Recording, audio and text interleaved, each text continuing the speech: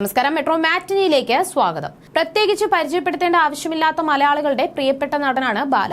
കുറച്ചുകാലമായി സിനിമയിൽ അത്ര സജീവമല്ല എങ്കിലും അദ്ദേഹത്തിന്റെ വിശേഷങ്ങളെല്ലാം തന്നെ സോഷ്യൽ മീഡിയയിലൂടെ പങ്കുവയ്ക്കാറുണ്ട്.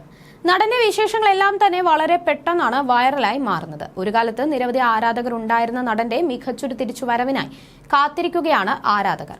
വ്യക്തിജീവിതം ഏറെ ചർച്ചയായിട്ടുള്ള താരം കൂടിയാണ് ബാല. നിരവധി ചാരിറ്റി പ്രവർത്തനങ്ങൾ ചെയ്യാറുള്ള താരം കൂടിയാണ് ബാല.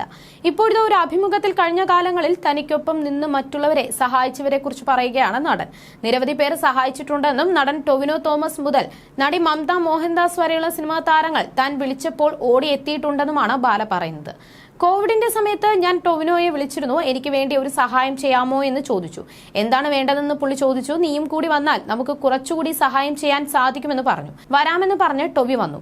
നീ വേറൊന്നും ചെയ്യേണ്ട, കാശ് തരികയോ ഒന്നും വേണ്ട, വെറുതെ വന്ന് നിന്നാൽ മാത്രം മതിയെന്നാണ് ഞാൻ പറഞ്ഞത്. അങ്ങനെ ടൊവിനോയും നവ്യ നായരും മമത മോഹൻദാസും ഒക്കെ വന്നു. ഇതുപോലെ ഞാൻ കുറെ താരങ്ങളെ വിളിച്ചിരുന്നു. മമതയെ ഞാൻ ഒത്തിരി അഭിനന്ദിക്കുകയാണ്. കാരണം ഫിസിക്കലി ഒരു ചലഞ്ച് ജീവിതത്തിൽ അനുഭവിക്കുന്ന സ്ത്രീയാണ് മമത. എന്നിട്ടും ബാല എന്ന് പറയുന്ന വ്യക്തി വിളിച്ചപ്പോൾ ഓടി വന്നു.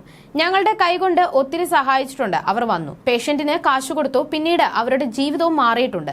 അതൊന്നും ആളുകൾക്ക് അറിയണമെന്നില്ല. ചെറിയൊരു ഉദാഹരണമായി പറയുന്നതാണ്. നവ്യ നായർ വന്നപ്പോൾ 2 ഓട്ടിസം ബാധിച്ച കുട്ടികളെ സഹായിക്കാൻ സാധിച്ചിരുന്നു. നല്ലൊരു ജീവിതം അവർക്കൊരുക്കി കൊടുക്കാൻ പറ്റി. അതൊന്നും കമന്റ് അടിക്കുന്ന മണ്ടന്മാർക്ക് അറിയാൻ പറ്റില്ല. മോശം കമന്റ് ഇടുന്നവരൊക്കെ ഒന്നും ചെയ്യേണ്ടതില്ല.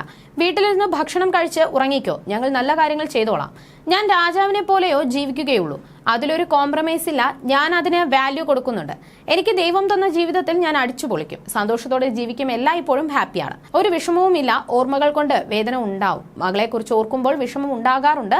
അവളുടെ ഭാവിയെക്കുറിച്ചും മറ്റുമൊക്കെ ആണ് വിഷമം.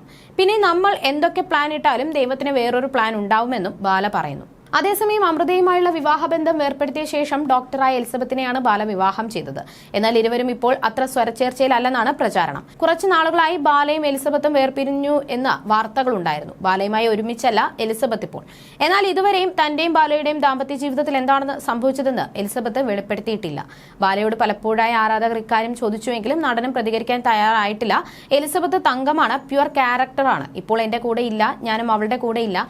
പക്ഷേ വിധി, അവളുടെ ക്യാരക്ടറുള്ള മറ്റൊരു പെണ്ണിനെ ഞാൻ കണ്ടിട്ടില്ല. അവൾ സ്വർണ്ണമാണ്. എലിസബത്ത് എപ്പോഴും ഹാപ്പി ആയിരിക്കണമെന്നുമാണ് ബാല പറഞ്ഞത്. You're watching me on metromatney.com. on metromatney.com. metromatney.com. Subscribe for more videos. Subscribe for more videos. Subscribe here for more videos. Subscribe now. Thank you.